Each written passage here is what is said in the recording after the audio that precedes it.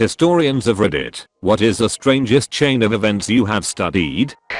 We learnt about this in school. In the 1950s in Borneo they were suffering from an outbreak of malaria, so, with the help of the World Health Organization, they sprayed DDT all over the island to kill the mosquitoes. But the DDT also killed the island's wasps, which helped control the population of thatch-eating caterpillars, thatch that people's homes were made of, and thanks to this, their roofs began to collapse. Many other small insects started to get affected by the DDT, which were eaten by geckos. The geckos developed a tolerance to the DDT, but the cats who ate the geckos didn't, and the cat population started to die off. This led to the island's rat population to increase greatly. And that's the story of how an island with a malaria problem led to cats being airdropped into Borneo. Skinner, well, I was wrong. The lizards are a godsend. Lisa, but isn't that a bit short-sighted? What happens when we are overrun by lizards? Skinner, no problem. We simply unleash wave after wave of Chinese needle snakes.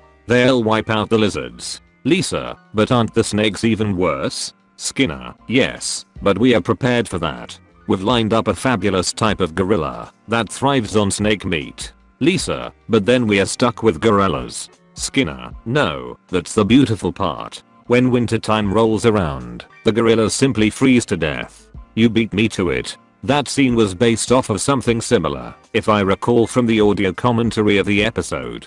There's a hole in my bucket, dear Lisa. Well, fix it, dear Henry, dear Henry, dear Henry. President Andrew Jackson was walking out of the Capitol building with his buddy Congressman Davy Crockett. A man approached them, drew a gun, but it misfired. The man drew a second gun, which also misfired. Andrew Jackson, fairly old at this point, lifted his cane and began beating the would-be assassin. Normally, people would react with justice served, but Jackson was beating him so badly that Davy Crockett had to pull Jackson off his would-be assassin, who was arrested shortly after. The would-be assassin stood trial, represented by lawyer Francis Scott Key, author of the Star-Spangled Banner, and was the first American to be found not guilty by reason of insanity. Crockett was in the House, not the Senate. Francis Scott Key had a son named Philip Barton Key. Philip was murdered by Daniel Sickles.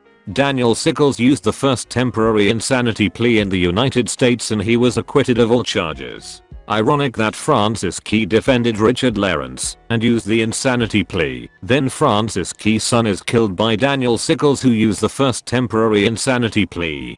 Daniel Sickles' leg was later shattered during the Battle of Gettysburg, where he either almost cost the Union Army the Civil War by ignoring orders, or blundered his way into winning the battle by blunting Lee's advance. After his shattered leg, bones are now on display at the National Museum of Health and Medicine. I do remember learning about him visiting his leg that he donated to the museum. Being an amateur Civil War geek, it feels a little of column A, a little of column B on that one. A Chinese man wanted to create a potion to become immortal. Instead he accidentally created gunpowder. That wasn't just one guy. That was basically driven by the royal court of China at the time. And I think that's the same emperor that is buried with the Sea of Mercury. Different emperor, I think. Qin Shi Huang was the one buried with all the mercury, and he died in 210 BC, about 1000 years before the invention of gunpowder. Qin Shi Huang also tried to become immortal once. He drank a bunch of mercury, and then he died. It's crazy that so many people thought mercury was the key to living forever. To be fair, mercury is some wild shit. If I DK anything about metallurgy and saw this liquid metal that does a bunch of cool stuff, I'd think maybe it could give me superpowers or something. Mercury literally makes no sense if you have no idea what it is. Duh, he's the Roman version of Hermes. What's the problem? So, the Han heard the Qin were fond of mega projects and massive infrastructure investments, so they found a hydraulics engineer and sent him over to sell them on an absurd canal idea. Build a massive canal to use runoff water from 2 flood-prone rivers to irrigate worthless plains.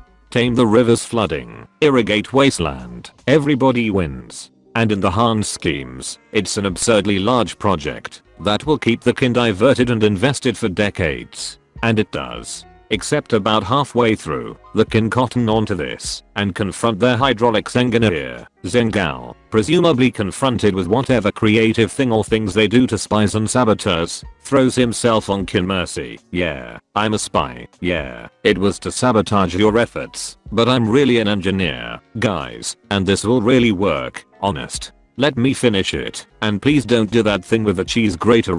The Kin, presumably, conclude they can always torture him to death later and let him remain in charge of the project. And wonder of wonders, it works. Thousands of hectares or rich, but fallow desert are turned into fertile farmland. Existing farmland is made safer by giving the flooding rivers runoff channels. The canal makes the Kin rich beyond their already immense wealth, which they turn to larger armies, eventually crushing the Han and, briefly, uniting China. What happened to the engineer? Nobody cares about engineers once they've made things work. Source: I'm engineer. Nobody cared who I was until I put on the OSHA complaint mask. Compliant or complaint? Both. Both. This is an older BBC series called Connections, with James Burke hosting, and it is incredibly fascinating. You can watch most of the episodes on YouTube. It's kind of what you're asking about, chains of events throughout history. From the Normans' horse stirrups to mine shafts to vacuums to telecommunications, all connected. I highly recommend anyone give this a try.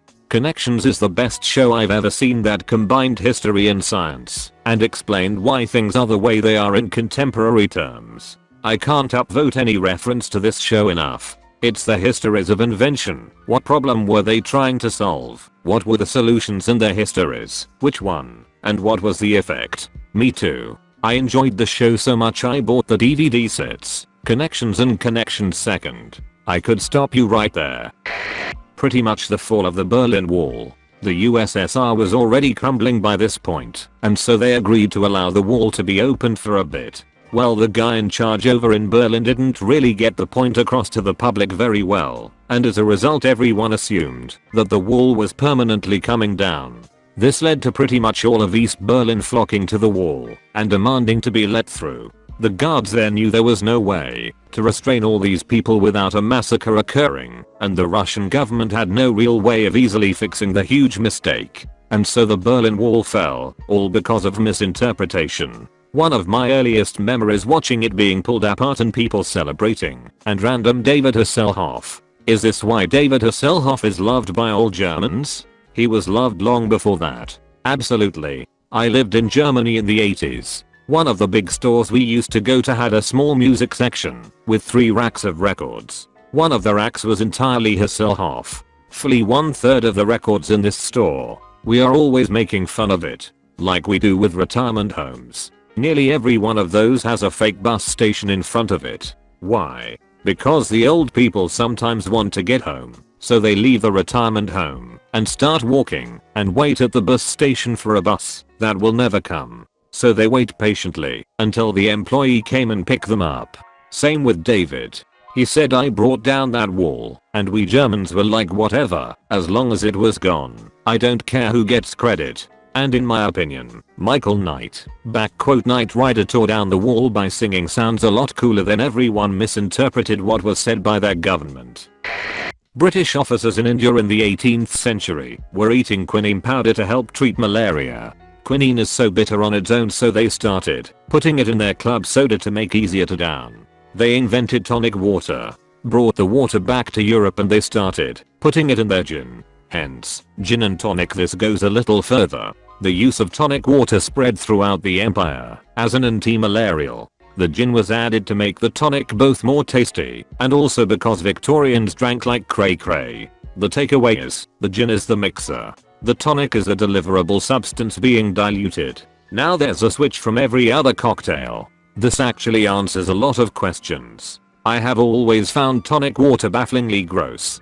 Finally, another of us. There's a distillery near me that makes their own though, and it's heavenly. Nothing like what people usually think of. So if you see a cocktail bar that made their own, give it a try.